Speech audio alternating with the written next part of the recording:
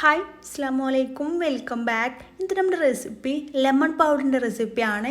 ഫ്രിഡ്ജിലൊന്നും വെക്കാതെ പുറത്ത് തന്നെ സ്റ്റോർ ചെയ്ത് വെക്കാൻ വേണ്ടി പറ്റിയിട്ടില്ല. ഈ ഒരു ലെമൺ പൗഡർ എങ്ങനെ ഉണ്ടാക്കിയെടുക്കാൻ നോക്കാം. അതിന് മുന്നായിട്ട് ഈ ചാനൽ ആദ്യം നിങ്ങൾ കാണുന്നുണ്ടെങ്കിൽ നിങ്ങൾക്ക് ഇഷ്ടമായെന്നുണ്ടെങ്കിൽ പ്ലീസ് ഒന്ന് സബ്സ്ക്രൈബ് ചെയ്ത് സപ്പോർട്ട് ചെയ്യണേ. അപ്പോൾ ആദ്യം തന്നെ ഇതിലേക്ക് വേണ്ടിയിട്ട് ഒരു 1/4 കിലോയിലേക്കാളും കുറച്ചും കൂടെ കൂടുതലായിട്ട് നാരങ്ങ എടുത്തിട്ടുണ്ട്. നാരങ്ങ എടുക്കുമ്പോൾ നന്നായിട്ട് പഴുത്തിട്ടുള്ള നല്ല കളറുള്ള നാരങ്ങ നോക്കിയിട്ട് എടുക്കുക. എന്നാൽ ഇതിന് നന്നായിട്ട് ജ്യൂസ് കിട്ടുള്ളൂ. ഇത് മൊത്തത്തിൽ അങ്ങ് കട്ട് ചെയ്ത് കൊടുക്കുക. എന്നിട്ട് ഇതുപോലെ അങ്ങ് എല്ലാ നാരങ്ങൻ്റെയും ജ്യൂസ് മൊത്തത്തിൽ അങ്ങ് പിഴിഞ്ഞിട്ട് എടുക്കാം.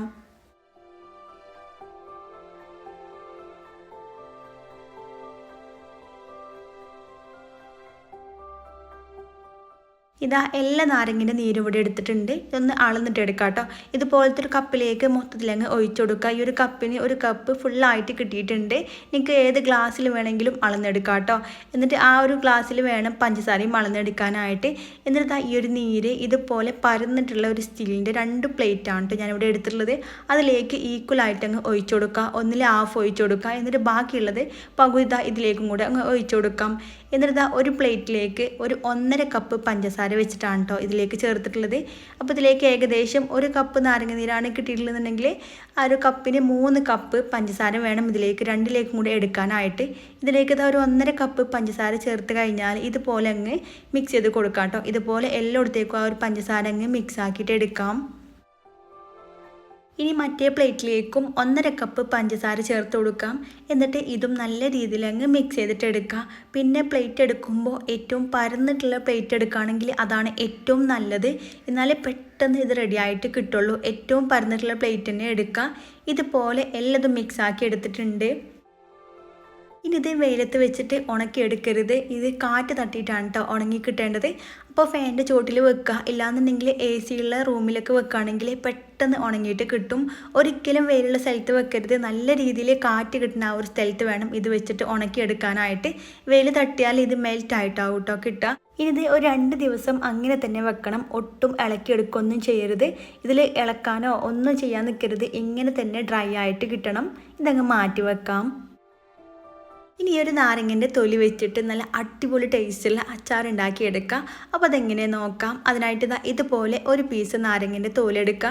എന്നിട്ട് ഇതുപോലെ 4 വേണം കട്ടാക്കി എടുക്കാനായിട്ട്. ഒരു പീസിനെ 4 അങ്ങ് കട്ട് ചെയ്തിട്ട് എടുക്കാം. മൊത്തത്തിൽ ഇതേ രീതിയിൽ കട്ടാക്കിയിട്ട് എടുക്കാം. ഇതിവിടെ എല്ലാതും കട്ടാക്കി എടുത്തിട്ടുണ്ട്. ഇതൊരു ഗ്ലാസിൻ്റെ ബോട്ടിലേക്ക് ചേർത്ത് കൊടുക്കാം. ഇതുപോലെ മൊത്തത്തിൽ അങ്ങ് ചേർത്ത് കൊടുക്കാം. ഇതിലേക്ക് ആവശ്യമായിട്ടുള്ള ഉപ്പ് ചേർത്ത് കൊടുക്കാം. ഞാനിവിടെ ഒരു 3 ടേബിൾ സ്പൂണോളം ഉപ്പ് ചേർത്തിട്ടുണ്ട്. നന്നായിട്ട് നിറച്ചിട്ട് തന്നെ എടുത്തിട്ടുണ്ട്. ഇതിലേക്ക് ഒരു പകുതിയോളം വിനാഗിരി ചേർത്ത് കൊടുക്കാം. സുർക്ക ഉണ്ടല്ലോ അതാണ് എടുത്തിട്ടുള്ളത്. പകുതിയോളം ഒഴിച്ചു കൊടുക്കുക. ബാക്കി പകുതി തിളപ്പിച്ചിട്ട് ആറിയിട്ടുള്ള വെള്ളം ഉണ്ടല്ലോ അതാണ് ചേർത്ത് കൊടുക്കുന്നത്. നന്നായിട്ട് തിളപ്പിച്ചെടുത്തതിന് ശേഷം തണുത്ത് വന്നിട്ടുള്ള വെള്ളം വേണം ചേർക്കാനായിട്ട്. ഇതുപോലെ രണ്ടും പകുതി ആക്കി എടുക്കുക. ഇത് ഒരു 10 ദിവസം മാറ്റി വെക്കാം. നല്ലപോലെ ഒന്ന് അലിഞ്ഞിട്ട് കിട്ടണം. നിങ്ങൾക്ക് സമയം ഉണ്ടെന്നുണ്ടെങ്കിൽ ഒരു മാസം വരെ വെക്കുകയാണെങ്കിൽ അതാണ് കേട്ടോ ഏറ്റവും നല്ലത്. ഇതിവിടെ ഒരു 10 ദിവസത്തിന് ശേഷം ഞാനിവിടെ പുറത്തെടുത്തിട്ടുണ്ട്.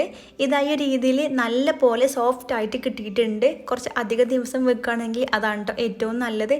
ഇതിങ്ങനെ കഴിക്കാൻ തന്നെ നല്ല ടേസ്റ്റാണ്. ഇത് വെച്ചിട്ട് അച്ചാറുണ്ടാക്കി എടുക്കാം. അച്ചാറുണ്ടാക്കാനായിട്ട് ഇതുപോലത്തെ ഒരു പാത്രം വെച്ച് നല്ല പോലെ ചൂടായിട്ട് വന്നാൽ ഇതിലേക്ക് കുറച്ച് അധികം തന്നെ വെളിച്ചെണ്ണ ചേർത്ത് കൊടുക്കാം. ഇല്ലെങ്കിൽ നല്ലെണ്ണ ആയിരുന്നാലും പ്രശ്നമൊന്നുമില്ല. ഇതിലേക്ക് 1 ടീസ്പൂൺ കടുക് ചേർത്ത് കൊടുക്കാം. കൂടെ തന്നെ ഇതിലേക്ക് ഒരു 1/4 ടീസ്പൂൺ ഉലുവ കൂടി ചേർത്തിട്ട് രണ്ടും കൂടെ നന്നായിട്ടങ്ങ് പൊട്ടിച്ചിട്ടെടുക്കാം. ഇതുപോലെ രണ്ടും കൂടെ പൊട്ടിയിട്ട് വന്നാൽ ഇതിലേക്ക് 1 ടേബിൾ സ്പൂൺ ഇഞ്ചി വെളുത്തുള്ളി പേസ്റ്റും കൂടെ ചേർത്തിട്ട് നല്ല പോലെ അങ്ങ് മൂപ്പിച്ചിട്ടെടുക്കാം. ഇനി ഇതിലേക്ക് ഈ ഒരു രീതിയിൽ കുറച്ച് അധികം വെളുത്തുള്ളിയും കൂടെ ചേർത്ത് കൊടുക്കാം. ഇതുപോലെ ഞാൻ ഒരു വെളുത്തുള്ളി 2-3 പീസായിട്ട് നീളത്തിലാണ് കേട്ടോ കട്ടാക്കി എടുത്തിട്ടുള്ളത്. അധികം തിന്നായിട്ട് കട്ട് ചെയ്യണ്ട. അതും കൂടെ ചേർത്തിട്ട് നന്നായിട്ട് മിക്സായിട്ട് വന്നാൽ ഒരു തണ്ട് വേപ്പിലയും കൂടെ ചേർത്ത് കൊടുക്കാം. ഇതും കൂടെ ചേർത്തിട്ട് നല്ല പോലെ അങ്ങ് മിക്സ് ചെയ്ത് കൊടുക്കാം. ഇതിലേക്ക് ആവശ്യമായിട്ടുള്ള പൊടികൾ ചേർക്കാം. അതിലേക്ക് 2 table spoon Kashmiri chilli powder ചേർത്തിട്ട് നല്ല പോലെ അങ്ങ് മൂപ്പിച്ചെടുക്കാം. ഈ ഒരു മുളക് പൊടിൻ്റെ ഒരു റോ ടേസ്റ്റ് ഉണ്ട്. നന്നായിട്ട് അങ്ങ് മാറ്റിയെടുക്കാം. ഇനി ഇതിലേക്ക് ഒരു 4 ടേബിൾ സ്പൂൺ അച്ചാർ പൊടിയും കൂടെ ചേർത്ത് കൊടുക്കാം. എരിവ് ഇത്രയും വേണമെങ്കിൽ കുറച്ചെടുക്കാം കേട്ടോ. ഇത് അത്യാവശ്യം എരിവുണ്ടാകും, എന്നാൽ അധികം അങ്ങ് എരിവില്ല, ആ ഒരു രീതിയിലാണ് എടുത്തിട്ടുള്ളത്. രണ്ടും കൂടെ നന്നായിട്ട് അങ്ങ് വഴറ്റിയെടുക്കുക. എന്നിട്ട് ഇതിലേക്ക് ഒരു 1/4 ടീസ്പൂണും കൂടെ കുറച്ചും കൂടെ കൂടുതലായിട്ട് കായപ്പൊടിയും കൂടെ ചേർത്തിട്ട് നന്നായിട്ട് അങ്ങ് മിക്സ് ചെയ്ത് കൊടുക്കുക. ഇനി ഇതിലേക്ക് എണ്ണ നന്നായിട്ട് തെളിഞ്ഞിട്ട് വന്നാൽ ഇതിലേക്ക് ആ ഒരു നാരങ്ങൻ്റെ വെള്ളം ഉണ്ടല്ലോ, അത് ഇതിലേക്ക് പകുതി ചേർത്ത് കൊടുക്കാം. ഈ ഒരു സമയത്ത് മൊത്തത്തിൽ ചേർക്കണ്ട. എന്നിട്ട് നന്നായിട്ട് അങ്ങ് മിക്സ് ചെയ്ത് കൊടുക്കാം. ഇത് നല്ല രീതിയിൽ തിക്കായി തുടങ്ങുമ്പോൾ വേണം ബാക്കിയുള്ളതും കൂടെ ചേർക്കാനായിട്ട്.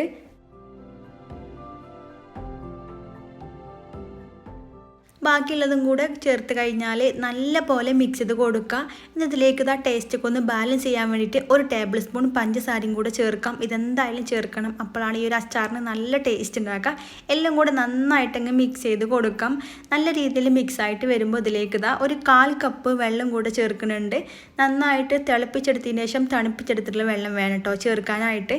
നിങ്ങൾക്ക് നല്ല കട്ടിയുള്ള അച്ചാറാണ് വേണ്ടതെന്നുണ്ടെങ്കിൽ ഈ ഒരു സമയത്തിലേക്ക് വെള്ളം ചേർക്കേണ്ട ആവശ്യമില്ല. ഇതിൻ്റെ മുകളിൽ എണ്ണയൊക്കെ നന്നായിട്ട് തെളിഞ്ഞിട്ട് വന്നാൽ ഇതിലേക്ക് ഒരു നാരങ്ങ മൊത്തത്തിലങ്ങ് ചേർത്ത് കൊടുക്കാം.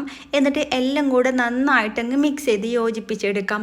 ഇതുപോലെ നന്നായിട്ട് മിക്സ് ചെയ്ത് കൊടുക്കുക. ഈ ഒരു സമയത്ത് ഉപ്പ് പോരാൻ തോന്നുകയാണെങ്കിൽ നിങ്ങൾക്ക് ചേർത്ത് കൊടുക്കാം കേട്ടോ. എനിക്കിതിലേക്ക് കറക്റ്റായിട്ട് വന്നിട്ടുണ്ട്. ഈ ഒരു രീതിയിൽ നല്ല പോലെ തിളച്ച് വന്നിട്ടുണ്ട്. ഇനി തീ ഓഫ് ചെയ്ത് കൊടുക്കുക. ഇത്രയും മതി. ഇത് തണുക്കാനായിട്ട് അങ്ങ് മാറ്റി വെക്കാം. നല്ല പോലെ തണുത്ത് വന്നിട്ടുണ്ട്. നിങ്ങൾക്ക് ഇഷ്ടമുള്ള ബോട്ടിലാക്കിയിട്ട് സൂക്ഷിച്ച് വെക്കാം കേട്ടോ. പിന്നെ കുറച്ച് ദിവസം കൂടെ എടുത്ത് വെക്കണതാണ് നല്ലത്. അപ്പോഴാണ് ഇത് കഴിക്കുമ്പോൾ നല്ല ടേസ്റ്റ് ഉണ്ടാകുക. അടിപൊളി ടേസ്റ്റാണ്. ഇതുപോലെ നല്ല ഗ്രേവിയോട് കൂടിയിട്ടാണ് കേട്ടോ ഈ ഒരു അച്ചാർ ഉണ്ടാകുക. അപ്പോൾ എല്ലാവരും ഇതുപോലെ ഉണ്ടാക്കി നോക്കാത്തവരുണ്ടെന്നുണ്ടെങ്കിൽ ഈ ഒരു രീതിയിലൊന്ന് ട്രൈ ചെയ്ത് നോക്കുക.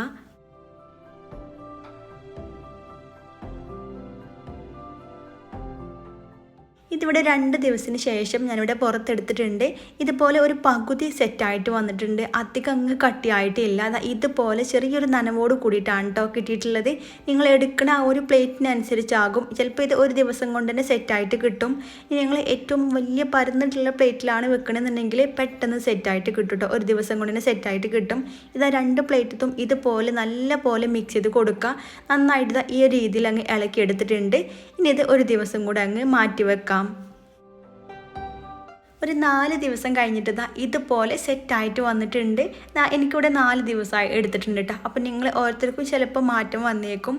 ഇതുപോലെ നന്നായിട്ട് ഡ്രൈ ആയിട്ട് കട്ടിയായിട്ട് വന്നിട്ടുണ്ട്. ഇതുപോലെ ഒരു മിക്സിൻ്റെ ജാറിലേക്ക് ചേർത്തിട്ട് അങ്ങ് പൊടിച്ചെടുക്കാം. നന്നായിട്ട് കട്ടിയായിട്ട് വന്നിട്ട് വേണം പൊടിച്ചെടുക്കാനായിട്ട്. ഈ ഒരു രീതിയിൽ ചെറിയ ചെറിയ തരികളോട് കൂടിയിട്ടാണ് കേട്ടോ ഇതിവിടെ പൊടിഞ്ഞിട്ട് കിട്ടുക. ഒത്തിരി ഫൈനായിട്ട് പൊടിച്ചെടുക്കാൻ വേണ്ടി പറ്റൂല.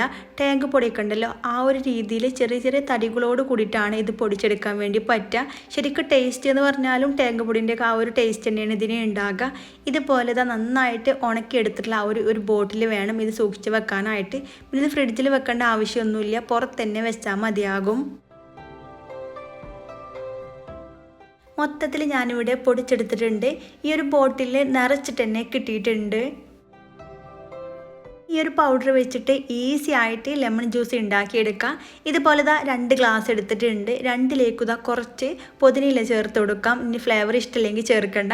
ഇതുപോലെ ഓരോ പീസ് നാരങ്ങൻ്റെ പീസും കൂടി ചേർത്തിട്ട് കുറച്ച് കസ്കസും കൂടി ചേർത്ത് കൊടുക്കാം. ഇനി ഇതിലേക്ക് ഒരു 1.5 ടീസ്പൂൺ അല്ലെങ്കിൽ 2 ടീസ്പൂണോ ഈ ഒരു ലെമൺ പൗഡറും കൂടി 2 ഗ്ലാസ്സിലേക്കും കൂടി ചേർത്ത് കൊടുക്കാം.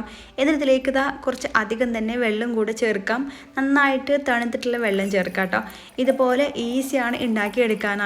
ഇതുപോലെ പൊടിച്ചെടുക്കുകയാണെന്നുണ്ടെങ്കിൽ നല്ല പോലെ മിക്സ് ചെയ്ത് കൊടുക്കുക.